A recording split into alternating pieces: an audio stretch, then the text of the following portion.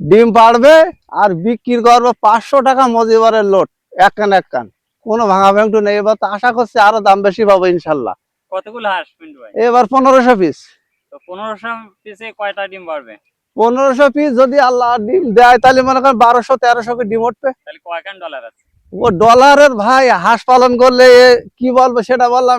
হচ্ছে যদি আপনার সঠিকভাবে যদি হাঁস টিকে যায়, তা আমার মনে হয় ভাগ্য খুলতে সময় লাগে না, যেমন আমার লেগেছে। আমি তো জীবনে আশা করিনি যে আমি এই হাঁস পালন করে আমি জমি কিনবো কি বাড়ি করব, এরকম আমার জীবনে আশা ছিল না। কিন্তু আজকে আপনাকে দোয়াই কি বলবো ভাই, আমি নিজেরই খারাপ লাগছে। আমি যখন প্রথম আমার শুরু ছিল, একজন 2 বস্তা চাল দিল আমার, যে আমার খাবার ছিল না ঘরে। আজকে আপনাকে দোয়াই আমি একটা কথা বলবো ভাই, আজকে দিলি আমি এবার 16 লাখ টাকার জমি কিনেছি। তো এটা হলো সম্পূর্ণ শুধু আমি না, আমার অল পৃথিবীর যারা আমার এই ভিডিও দেখে সবার ভালোবাসা, সবার দোয়া কিন্তু আমার সাথে আছে, আর আমার মা বাপের দোয়া আছে। আর এই হাঁস পালন করতে গেলে কিন্তু সব সময় আপনার ফ্যামিলি সাপোর্ট যদি না হয়, আপনি কখনো সফল হতে পারবেন না। আর আজকে এই হাঁস পালনের ভিতরেই আমার শ্বশুর বাড়ির মাঠেটা, আমার বাড়ি কিন্তু এখান থেকে আপনার প্রায় 20 কিলোমিটার দূরত্ব। আমি যেখানে আছি এটা হচ্ছে সাতসা আর আপনার সাতক্ষীরা, এই 2 জেলার মাঝখানে আজকে আছি। তা এখানে আমার শ্বশুর বলেন, শাশুড়ি বলেন, সবাই কিন্তু আমার সাপোর্ট করে। তা যে কোনো জিনিস আপনি যদি শুরু করেন তাহলে আপনার প্রথম বলবে পাগল। এই হাঁস যদি আপনি প্রথম পালতে যান তা আগে বলবে এ পাগল হয়ে গেছে, হাঁস পালন করছে। কিন্তু না, যে ফ্যামিলি থেকে বলবে যে ও পাগল, সে কিন্তু ভুল করবে। যে খাই করতে পারবে সে আয়ও করতে পারবে।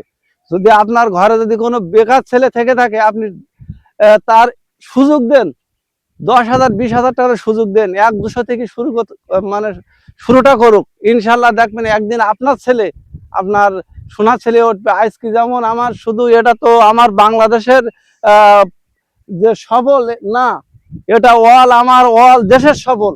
এটা কিন্তু এই যে যদি এখানে 1500 হাঁস থাকে, যদি 1200 ডিম ওঠে, এটা কিন্তু আমি খাবো না, আমার দেশের মানুষ খাবে। আর দেশের মানুষ খাওয়া মানে পুষ্টির চাহিদা মেটবে, শরীর ভালো থাকবে, আমিও কিন্তু মানে সফল হব। যে কোনো জিনিস আপনি যদি শুরুটা করেন, আপনার আগে মন্তব্য করবে যে পাগল হয়ে গেছে যে কোনো উদ্যোক্তা। আর অল পৃথিবীতে কিন্তু যারা নতুন উদ্যোক্তা হয়, তাই সেই দেশের মানুষ কিন্তু তা সাপোর্ট করে। আর আমার বাংলাদেশের মানুষ টিক্কিরি করে যে ও পাগল হয়ে গেছে। তা আজকে একটি কথা বলবো যে আমার বর্তমানে এই যেহেতু ভোটাভোট হবে, ভোটের পরে যে সরকার আসুক, আমি তাকে একটু আবেদন করব যেন আমাদের মতন যারা নতুন উদ্যোক্তা হতে চায়, চাকরি তো হবে না, এইটুকু দেশের চাকরিতে কোনো সফল করতে পারবে না। তা তাদের যদি সরকার অল্প পার্সেন্টে যদি ঋণের ব্যবস্থা করে, ইনশাল্লাহ আমার দেশ একদিন একদম মনে করেন যেমন সিঙ্গাপুরের মতন সফল হতে পারবে।